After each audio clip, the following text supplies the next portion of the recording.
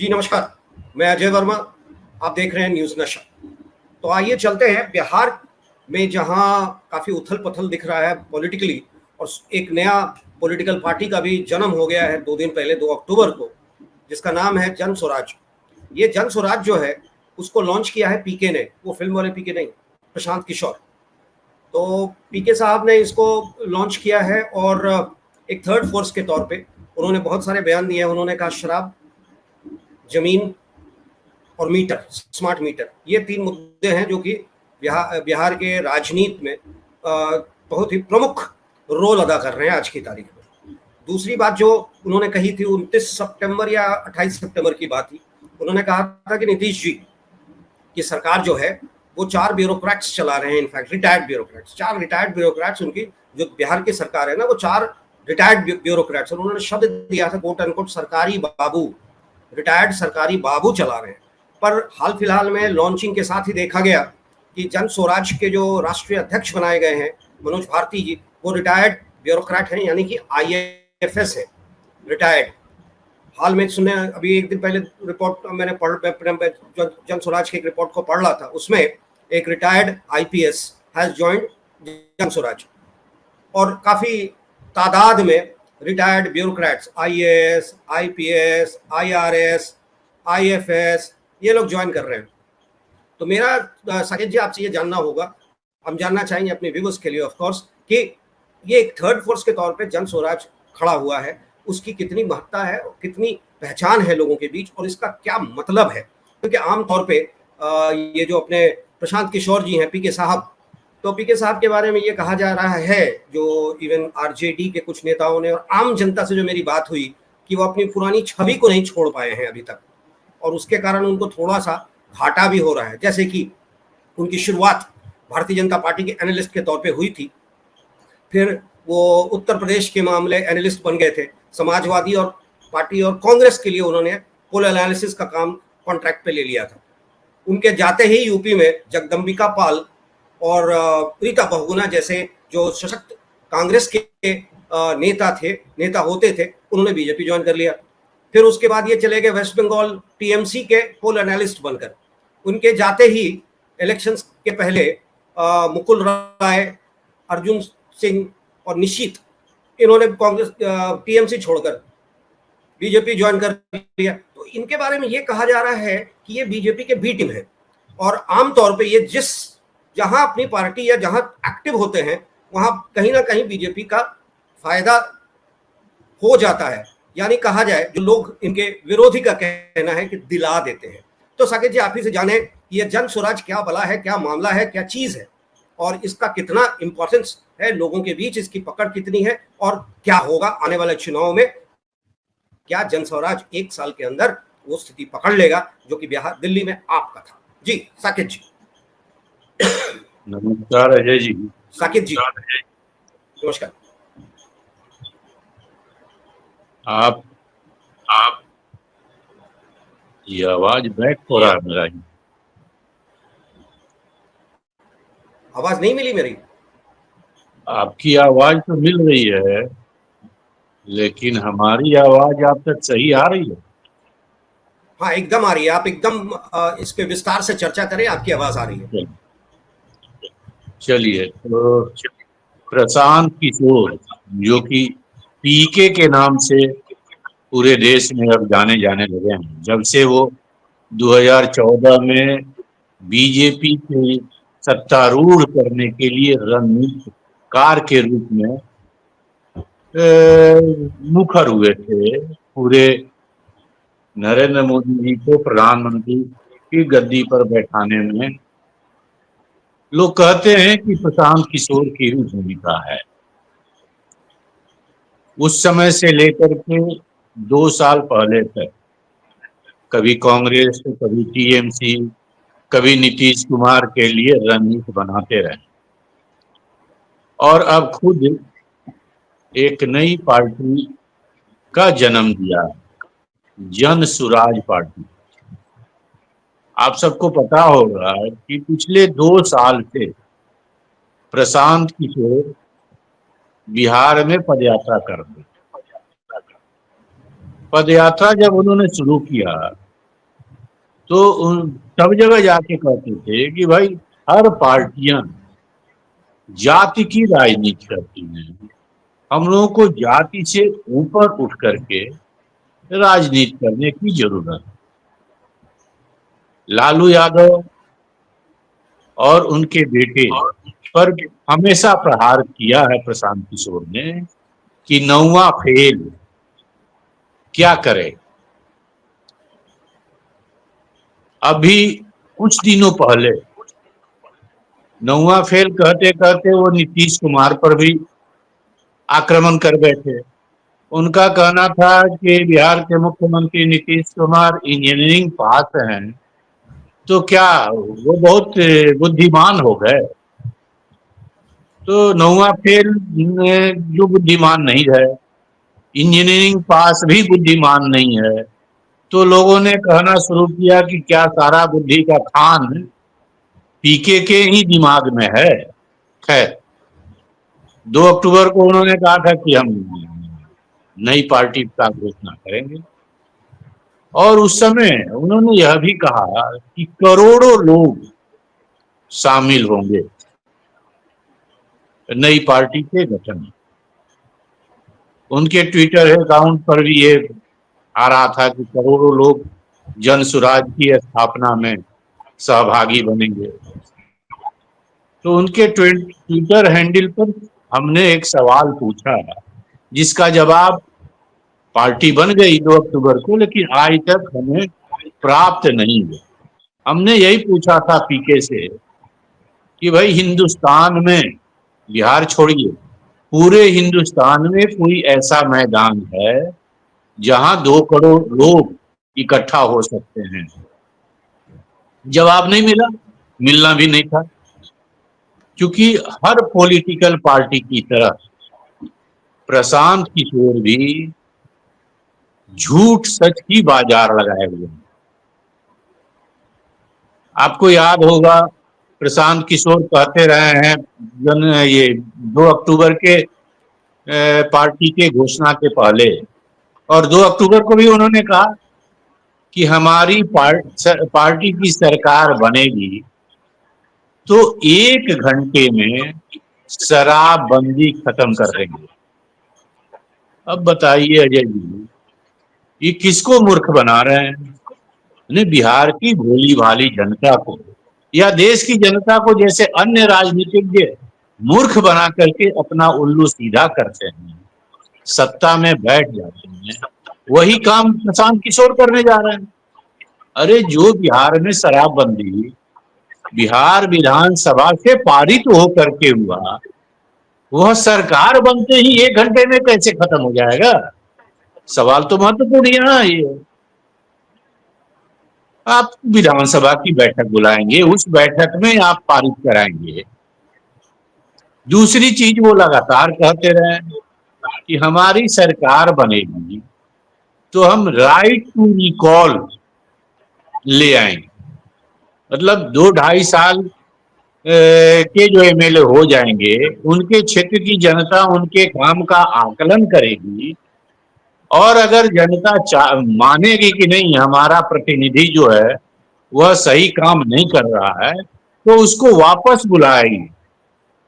अब यह भी समझ आए, हमको कोई लोग नहीं समझा पाया, जन स्वराज पार्टी के भी वोटरों से हमने पूछा कि क्या प्रशांत किशोर अगर सरकार में आ भी जाए, हम्बिंग मेजोरिटी से भी बिहार में आ जाए, तो क्या राइट टू रिकॉल लाने का उनको अधिकार है? वो ऐसा कर पाएंगे? लेकिन किसी ने जवाब नहीं दिया। तो इसलिए हम कह रहे हैं कि हर राजनीतिक दल की तरह प्रशांत किशोर भी लोगों के बीच उल्टा सीधा बयान देकर के लोगों को भ्रमित करने का काम कर रहे हैं कि हमारी सरकार बनी तो हम ये कर देंगे, हमारी सरकार बनी तो वो कर देंगे। अब आपने देखा होगा 2 अक्टूबर को जो पार्टी की घोषणा उन्होंने की, पटना के वेटनरी कॉलेज ग्राउंड में उनकी सभा हुई थी, जिसमें लोग 25-30 हजार की संख्या में अवश्य एकत्रित हुए। इसके पहले उन्होंने कहा था कि पटना के गांधी मैदान में हम अपनी पार्टी की घोषणा करें, लेकिन पटना के गांधी मैदान में नहीं किया, जिसका क्योंकि उसका स्ट्रेंथ बहुत बड़ा है। जितने लोग वेटनरी कॉलेज के ग्राउंड में आए, उसके शायद 10 गुना लोग पटना के गांधी मैदान में समाहित हो जाते, लेकिन वो अपनी औकात पता चल गया, वहां नहीं करके वेटनरी कॉलेज के ग्राउंड में। वेटनरी कॉलेज के ग्राउंड में जो लोग एकत्रित हुए, खास करके महिलाएं और यूथ, जब पत्रकारों की टोली ने उनसे अलग अलग इंटरव्यू लिया कि भाई आप काहे को आई हैं, तो कोई यह नहीं बता पाया कि हाँ, प्रशांत किशोर नई पार्टी का घोषणा कर रहे हैं, हम उनकी पार्टी में शामिल है, उनकी पार्टी का की हैसियत बढ़ाने के लिए हम आ रहे हैं। कोई कुछ बयान दे, कोई कुछ बयान दे, किसी को कोई जैसे हर पॉलिटिकल पार्टी अपनी रैली में लोगों को कुछ न कुछ झांसा दे करके हम वहां पटना जाइए, पटना चलिए तो ये मिलेगा वो मिलेगा, और किसी को पैसे की लालच, किसी को कुछ लालच, किसी को कुछ लालच देकर के बुलाती रही है। 2 अक्टूबर को जितने लोग पटना के वेटनरी कॉलेज ग्राउंड में आए थे, अधिकांश वैसे ही लोग नजर आए। जितने भी पत्रकारों ने की टोली ने पूछा लोगों से, कोई यह नहीं कहा कि हाँ प्रशांत किशोर को जानते हैं और प्रशांत किशोर ने जो जन सुराज पार्टी घोषित करेंगे उसमें हम अपनी भागीदारी सुनिश्चित करने आए। तो अब प्रशांत किशोर और दूसरे अन्य पॉलिटिकल पार्टी में अंतर कहाँ है, यह कोई हमको समझा दे। प्रशांत किशोर ने उस दिन एक और घोषणा की कि बिहार में अशिक्षा बहुत है, अच्छे अच्छे संस्थान शिक्षक का नहीं है, इसलिए हम बिहार को शिक्षित प्रदेश बनाने के लिए अच्छे अच्छे संस्थानों को खोलेंगे और 20 साल में 5 लाख करोड़ रुपए उस पर खर्च करेंगे। यह पैसा कहां से आएगा? इसके लिए उन्होंने बताया कि जब हम शराबबंदी वापस लेंगे तो 20,000 करोड़ रुपए की राजस्व बिहार को प्राप्त होगी शराब से। उस राजस्व को हम शिक्षा के उत्थान में खर्च करेंगे, ऐसा उन्होंने कहा। 20 लाख करोड़ माफ करेंगे, 20 साल में 5 लाख करोड़। अब इसका क्या मतलब है भाई? 20 साल तक वही राज करेंगे। दूसरी चीज आपने जो जिस ओर इंगित किया, रिटायर्ड अधिकारी शामिल हो रहे, जो कार्यकारी अध्यक्ष बने हैं जन सुराज पार्टी के मनोज भारती, बिहार के मधुबनी जिले के रहने वाले हैं, 1988 बैच के IFS रहे हैं, 4 देशों के में भारत के राजदूत रहे, कार्यवाहक अध्यक्ष उनको बनाया गया। अगले साल विधिवत अध्यक्ष का चुनाव होगा, ऐसा प्रशांत किशोर ने घोषणा की। प्रशांत किशोर ने अभी घोषणा किया कि जो जन सुराज पार्टी का झंडा होगा उस पर गांधी और अंबेडकर के फोटो होंगे। एक तरफ जाति विहीन राजनीति की बात करने वाले 20% जो दलित वोट है बिहार में, उस पर नजर गड़ा करके एक दलित को अध्यक्ष बनाया, अपना कार्यकारी अध्यक्ष, कार्यवाहक अध्यक्ष। लगभग 1 दर्जन IAS, IPS और अन्य संवर्ग, मतलब IFS हो या बिहार पब्लिक सर्विस कमीशन के रिटायर्ड अधिकारी लोग जो हैं, वो अभी तक जन सुराज पार्टी की सदस्यता ग्रहण कर चुके हैं। एक ये बीजेपी के रिटायर्ड, बीजेपी में शामिल थे रिटायर्ड IPS अधिकारी अरविंद ठाकुर, उन्होंने भी बीजेपी की सदस्यता त्याग करके जन सुराज पार्टी की सदस्यता ग्रहण की। तो जिस ढंग से रिटायर्ड अधिकारी इसमें आ रहे हैं, भाई रिटायर्ड अधिकारियों की काम करने का अंदाज, क्योंकि वो 30-35 साल जनता से कटे रहे, होकर के अधिकारी अपना नेतृत्व संभाला। तो हमने देखा कि जो अधिकारी रिटायर्ड होकर के किसी न किसी पॉलिटिकल पार्टी को ज्वाइन करते हैं, उनका दिमाग जो है वही अधिकारी स्तर पर ही रहता है, वो कार्यकर्ताओं से जल्दी घुल मिल नहीं पाते। बिहार में भी आपने देखा होगा, कई एक आईएएस अभी नीतीश कुमार की पार्टी के में ज्वाइन किए हैं, और अभी एक रिटायर्ड आईजी 2 दिन पहले ललित मोहन, वो ज्वाइन की।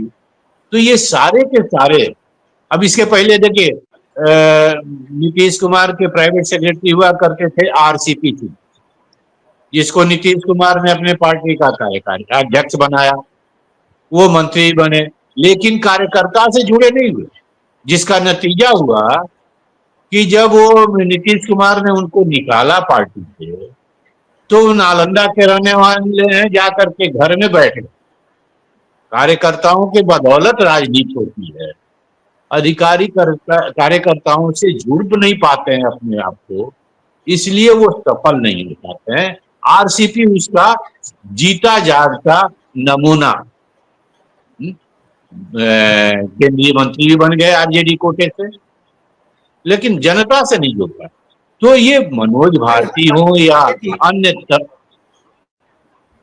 कुछ कह रहे हैं। मैं ये कहना चाह रहा हूँ, हाँ मैं ये कह रहा था कि शायद अगर मुझे जो मैं खबरों में देख पाया कि कोई एक रिटायर्ड आईपीएस थे, शायद हैं शायद, जो कि दूसरे स्टेट के काडर में थे, और कुछ सालों के लिए उनको बिहार में पोस्टिंग मिली थी, और बिहार में रहते रहते वो नीतीश जी की सरकार के दौरान उन्होंने त्यागपत्र दे दिया और वीआरएस ले लिया, और वीआरएस लेने के बाद वो राजनीति में कूद पड़े। तो मेरा ये कहना है कि एक एग्जाम्पल के तौर पे अगर ये देखा जाए तो आमतौर पे यही महसूस और मालूम पड़ता है कि ये जो ब्यूरोक्रेट्स हैं ना, आईएएस हो, आईआरएस हो, आईएफएस हो, या स्टेट काडर के जो ब्यूरोक्रेट्स हैं, ये इनकी कोशिश रहती है ना किसी, और यही गलत भी नहीं है, क्योंकि सिस्टम अगर करप्ट है तो उसके पीछे कोई ना कोई कारण है। ये भी एक कारण हो सकता है कि वो पॉलिटिकल पार्टी के साथ जब तक अपने एम्प्लॉयमेंट के दौर पे होते हैं, जब तक अपनी नौकरी में होते हैं, वो किसी ना किसी पॉलिटिकल पार्टी को फेवर करते रहते हैं, इस उम्मीद से कि जिस दिन वो रिटायर करेंगे या बीआरएस लेंगे तो उस पॉलिटिकल पार्टी से उनको पद मिल जाएगा, एमएलए की टिकट मिल जाएगी, या एमपी बना दिए जाएंगे। ये जो शुरुआत हुआ है आज की राजनीति में इन ब्यूरोक्रेट्स, इन नौकरशाहों के द्वारा, इससे मुझे जो लगता है वो लगता है, पर आपसे मैं जानना चाहूंगा अपने व्यूअर्स के लिए कि कहां तक वाकई में देश का, स्टेट का, या वोटर का, या आम जनता का भलाई होगा ऐसे लोगों के आने से। जी साकिब। देखिए अजय जी, मेरा मानना है कि ये रिटायर्ड आईएएस जनता का भला नहीं करेंगे। अपने सर्विस काल में जनता को लूटते रहे हैं ये अधिकारी, और अब जनता के लिए काम करेंगे ऐसा मुझको नहीं लगता। अभी हम ने बताया ना कि ये अधिकारी जनता से घुल मिल पाते ही नहीं है। आरसीपी सिंह बेहद सुंदर नमूना हो सकते हैं इसके लिए। मैंने वर्षों तक, जब नीतीश कुमार रेल मंत्री हुआ करते थे, उस समय ये नीतीश कुमार से जुड़े। उसके पहले ये उत्तर प्रदेश रहने वाले, मूलतः नालंदा बिहार के हैं, जिले के हैं, लेकिन यूपी काडर के आईएएस रहे हैं।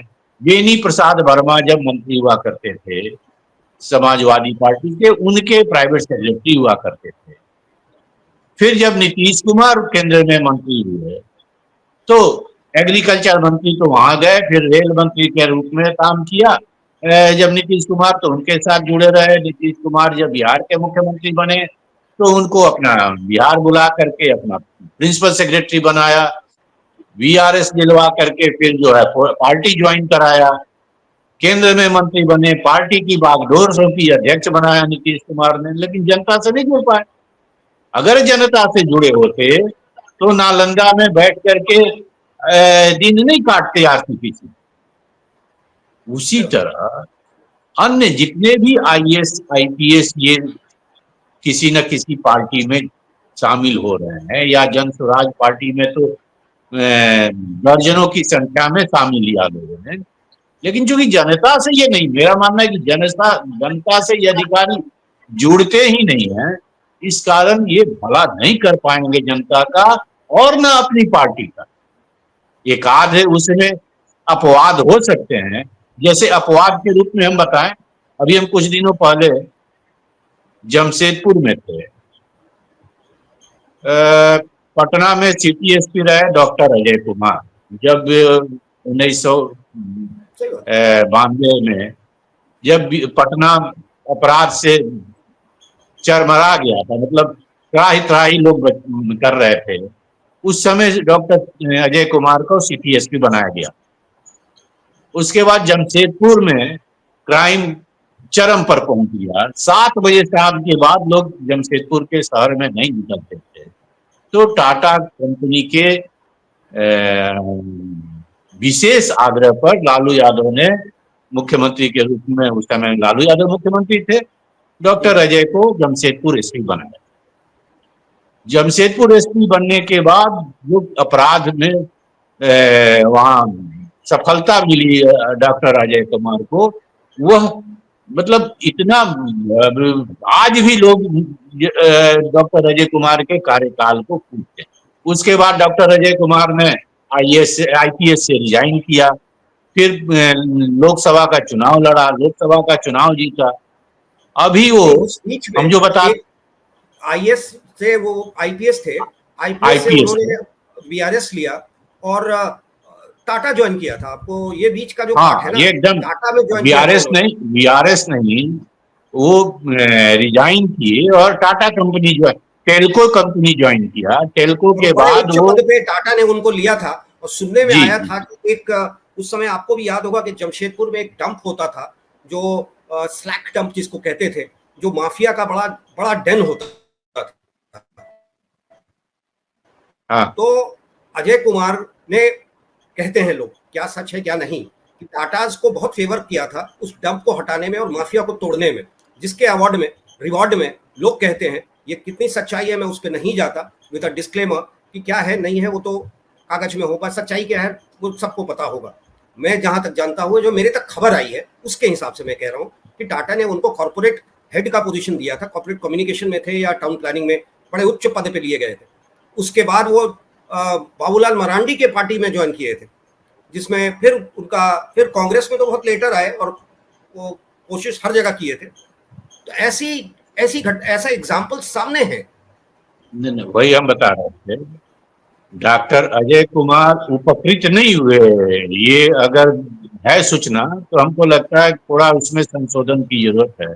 जी, सही। अगर उपकृत हुए रहते डॉक्टर, हम वही आगे बताने जा रहे थे, डॉक्टर अजय कुमार अगर उपकृत हुए रहते, रिश्वत लिए रहते, तो आज जो हमने देखा अभी कुछ दिनों पहले जो जमशेदपुर में रिश्वत की बात मैं नहीं कर रहा है। होता क्या है ना, गिव एंड टेक होता है कि आप मेरे लिए काम करते हैं and once you resign, retire कर जाते हैं या रिजाइन कर देते हैं, तो we take you induct you. ये तो नॉर्मल प्रोसेस है। ये तो नॉर्मल प्रोसेस है। कंपनी से अगर उपकृत हुए रहते तो शायद जनता उनको हाथों हाथ नहीं ली होती, कंपनी जरूर लेता क्योंकि उसे काम किए वो। लेकिन जनता के बीच में जितना लोकप्रिय हमने देखा काम करते हुए, सुबह से लेके रात तक जो हमको फीडबैक मिला वहां लोग, मैं गया था, एक हमारे रिश्तेदार एक भर्ती थे वहाँ टीएमएच में, और उनका वेंटिलेशन पर थे, इसी कारण मैं गया था। तो जो अस्पताल में या इर्द गिर्द लोग जो लोग बताते थे डॉक्टर, तो खैर ये विषयांतर हो रहा था। मैं ये कहा कि डॉक्टर अजय कुमार चूंकि जनता से जुड़े रहे, इसलिए आज भी उनका लोग नाम वहां लेता है। लेकिन ये लोग आरसीपी सिंह हो या मनीष कुमार, जिनकी आपने चर्चा किया कि दूसरे स्टेट कैडर के आईएएस रहे हैं, बीआरएस लेकर के नीतीश कुमार की पार्टी को ज्वाइन किया। नीतीश कुमार ने अपनी पार्टी का राष्ट्रीय संगठन महासचिव उनको बना दिया। लेकिन एक आईएएस अधिकारी कितना संगठन बनाएगा, यह सवाल है। आरसीपी उदाहरण थे नीतीश कुमार के लिए कि कितने लोगों को जोड़ पाए वो। लेकिन स्वजातीय हो और उसको आप बढ़ाते रहे, खैर पार्टी के का अंदरूनी मामला है, किसको कहाँ बैठाना है, किसको कहाँ नहीं बैठाना है, इस पर हम लोग चर्चा कर सकते हैं। लेकिन नहीं तो हमारा ये कहना है कि हम सिर्फ चर्चा ही कर रहे थे। और आपसे एक चीज और जानना चाहेंगे, क्योंकि आप जेपी आंदोलन से बहुत ही नजदीकी से आपने जेपी आंदोलन को फील किया है, क्योंकि you are a part of it. और जेपी आंदोलन से जो भी पॉलिटिकल पार्टी उभर के आया, बिहार में तो सारे पॉलिटिकल पार्टी जो हैं आज की तारीख में, कांग्रेस छोड़ दीजिए, तो वो जेपी आंदोलन के पैदाइश है। जितने नेता हैं वो भी जेपी, वो सारे जेपी आंदोलन के पैदाइश है। क्या जेपी आंदोलन के दौरान जेपी ने ये सोचा था कि बिहार में भी इस तरह की चीजें होंगी, कि फायदा ही फायदा लेने के लिए, सत्ता लोभ के कारण ये सब हो रहा है, या इस तरह के लोग सामने आएंगे? और जो बिहार के साथ हुआ, क्या जेपी ने कभी सपने में भी सोचा था?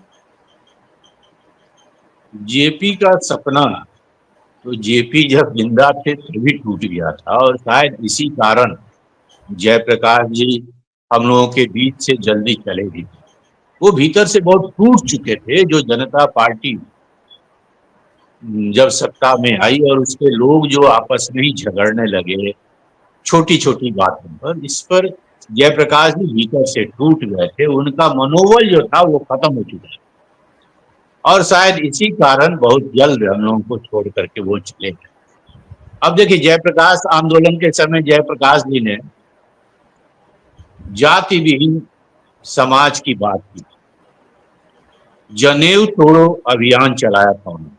मतलब जात पात खत्म करो, उनका मुख्य उद्देश्य था।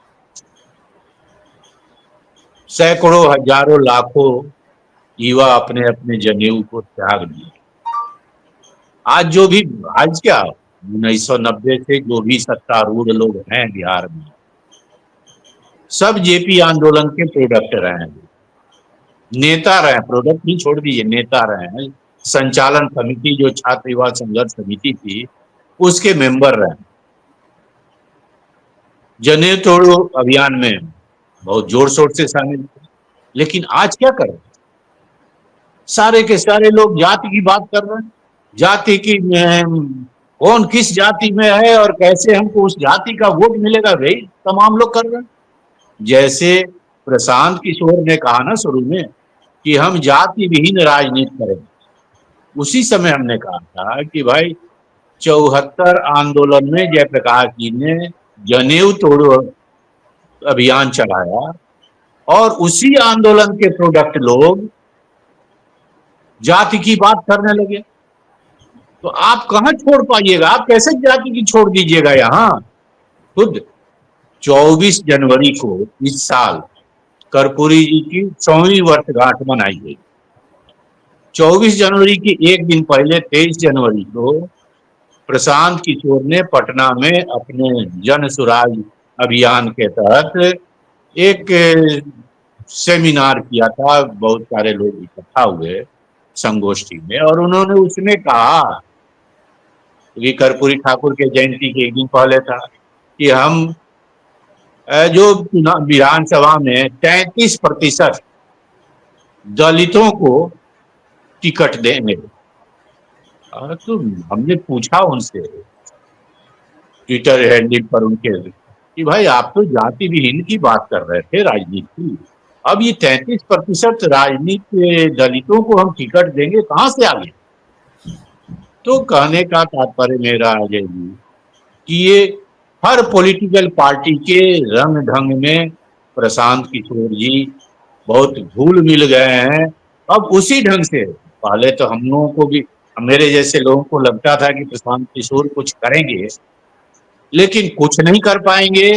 यह जैसे शुरू में आपने अपने संबोधन में कहा ना, बीजेपी की बी टीम, तो निश्चित तौर पर बिहार में राजनीतिक समीक्षक के अलावे आरजेडी भी कहना शुरू कर दी कि भाई ये तो बीजेपी की बी टीम है, और अब लग भी रहा।